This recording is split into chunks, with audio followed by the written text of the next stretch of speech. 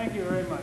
It's just the weather is so bad outside. I can hear it through the doors. I'm running, doing everything up here. So, is there any questions? Would anyone like to ask any questions about my outfit? Yes. Is this your altar of art or what? This is my altar. Yes. Those of you who know me, have been around me a while, know that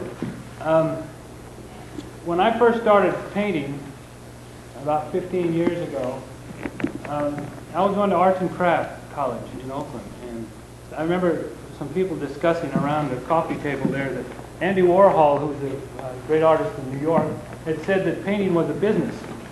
And of course I wasn't painting at that time, I just listened to it. It didn't sound right to me, but that's what they were saying. And they were all agreeing that art really is a business. You have to understand it's a business and in order to make money.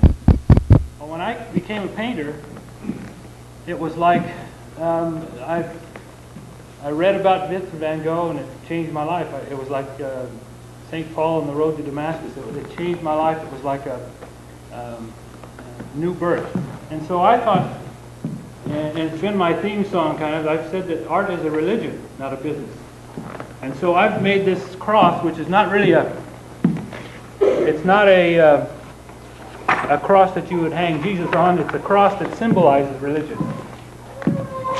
It's more of an artistic cross, and I've used that, and I put it in my brand, as you see. This is my brand here. It says M with the crossover. It means that painting is a religion, not a business. That's all. And when I go around, I have a cartridge belt. The crosses in them. And those of you that were here last year saw that on my trip down to Arizona, I went around and I placed these crosses, glued them in different places at Arco Sante and Frank Lloyd Wright, Tellison West, and places like that, Roy Rogers Museum, Tom Mix Memorial.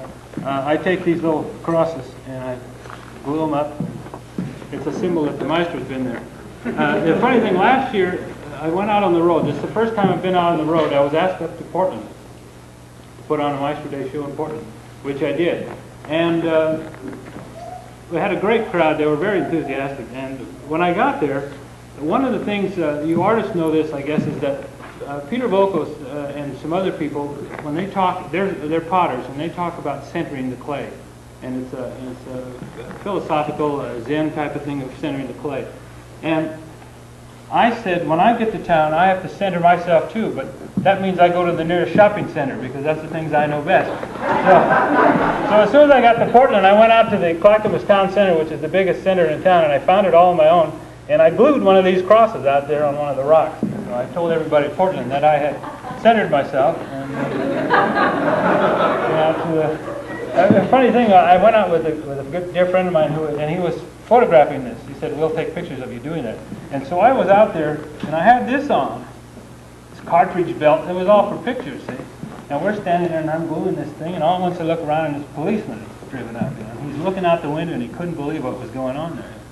He'd never seen anything like it. So my friend went over and talked to him and managed to convince him that it was a very legitimate, straight thing, that I was the maestro and that he should understand. And the guy went away scratching his head. We got pictures of that too.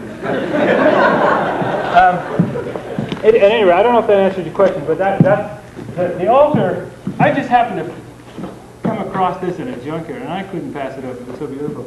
I wanted this anyway I'm going to make it a paint storage place for my house. Inside the top comes off, I'm going to keep my paints and brushes in there. And it's to further symbolize the fact that I believe painting is a religion and not a business. That's why I'm not making any money at it. But that's all right. Is there any more questions? I walked in, and this priest was a young priest, and he was a traditional Catholic priest. In other words, he wanted the Latin Mass, and he still gave the Latin Mass. And he told me, as soon as I walked in, he said, "Do you mind if I call you the Maestro while you're working here?" And I said, "No, not at all. No, go ahead." Because that's what they used to call Michelangelo and the old painters who used to paint churches. They'd call him the Maestro. So he said, "I'll call you the Maestro." So we kept referring to me as the Maestro. And of course, my good friend Peter Mollica and Casey Lewis would come down. And they thought it was quite funny, so they went and played along with the joke. They'd give me little tags that said the Maestro and stuff. And so I just started using it, and it stuck, and I like it real well now. So. As a matter of fact, I might even change my name. But it works out. I mean, the M is just so perfect with the cross. I just love it. Did anybody want to see me do my rope tricks? I said, I have to do something new for you Portland people. I said, I'm going to use 2 ropes. And I brought the house down. They really love me. As a matter of fact, people go out and check on that little cross. They make pilgrimage out to that shopping center. Just All right.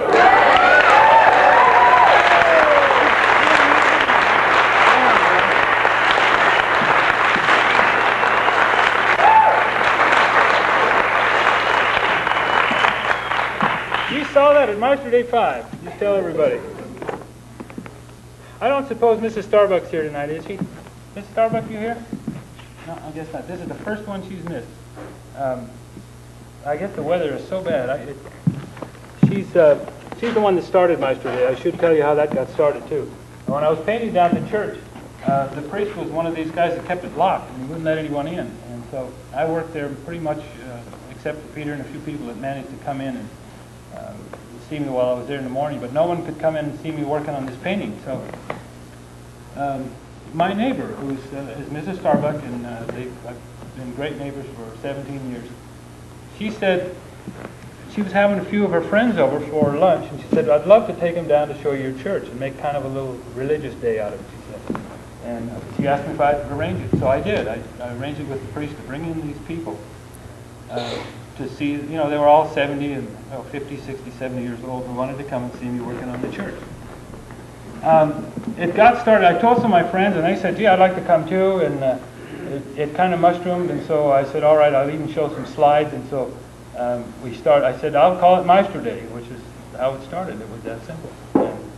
And, then the following year, I wasn't at the church anymore, and I started holding them here at Albany. Ed Hill provided me with this space to put on my show, and ever since it's been here. And I hope it keeps on going. There'll always be a Maestro Day, whether I'm by myself or not. I've given talks down at the church. When I was there, I'd give talks once in a while to maybe 3 or 4 people.